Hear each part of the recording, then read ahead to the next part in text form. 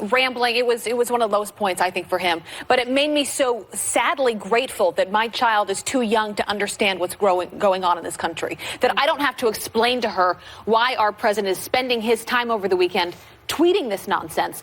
I don't have to explain that to her, but how many parents out there do? How many families like yours have to go through this crap? Well, it really is sad. He did tweet against John McCain, who passed away, unfortunately, not that long ago. It's a kind of a pathetic statement on his part, because when John McCain was getting the Silver Star, Trump was at his doctor's trying to get out of the draft with these alleged bone spurs. So let's start there. Right. And then on top of that... About privilege. Yeah. And on top of that, Lindsey Graham... I have a bone to pick with him. Because Lindsey Graham, I know he's your godfather or something. No, you take all of this, Joy.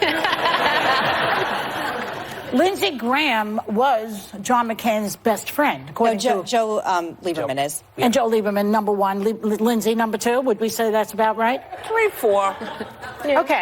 He was in the room. Well, they were buds. They were bros. They were buds. But go ahead. And Lindsey, what he wrote is, as for John McCain and his devotion to his country, he stepped forward to risk his life for his country, true. Served honorably under difficult circumstances, true. And was one of, not just difficult, I mean, they tortured John McCain, and was one of the most consequential senators in the history of the body.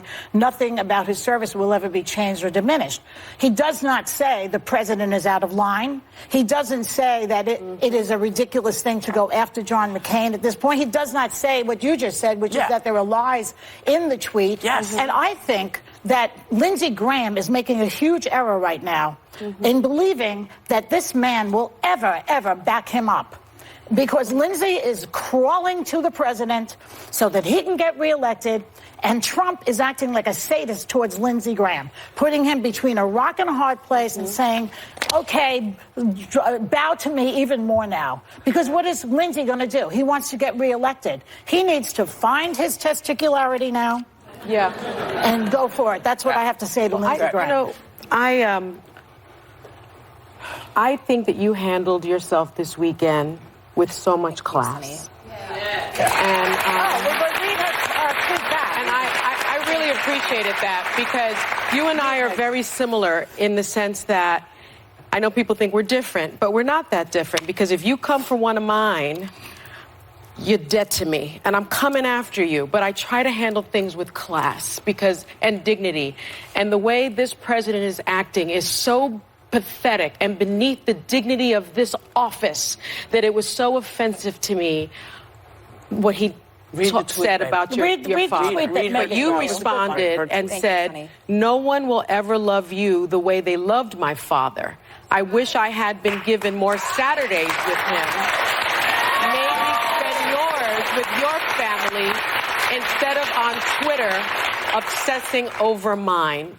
And I thought, Sonny, that's how you do this. Except nobody in his family wants to spend time with him. That's the only problem. Well, I appreciate it with all. It's uncomfortable for everyone because it's obviously about my father, and I'm your co-host, and I really appreciate these wonderful words. Listen, he spends his weekend obsessing over great men because he knows it, and I know it, and all of you know it. He will never be a great man. No. Yeah. No. And so my father was his kryptonite in life. Yeah. He's his kryptonite in death. On a personal level, I agree with you. All of us have love and families, and when my father was alive up until adulthood, we would spend our time together cooking, hiking, fishing, really celebrating life, and I think it's because he almost died. And I just thought, your life is spent on your weekends, not with your family, not with your friends, but obsessing over great men you could never live up to. That tells you everything you need to know about his pathetic life right now. And I mean, the fact... I genuinely feel bad for his family. I can't imagine having a father that does this on the weekends. Oh, they're all on the same page. Don't feel sorry for them. Well, I like to, you know, Tiffany's a great kid. By all means, take the floor. I just, what really kind of knocked me out is how do you not recognize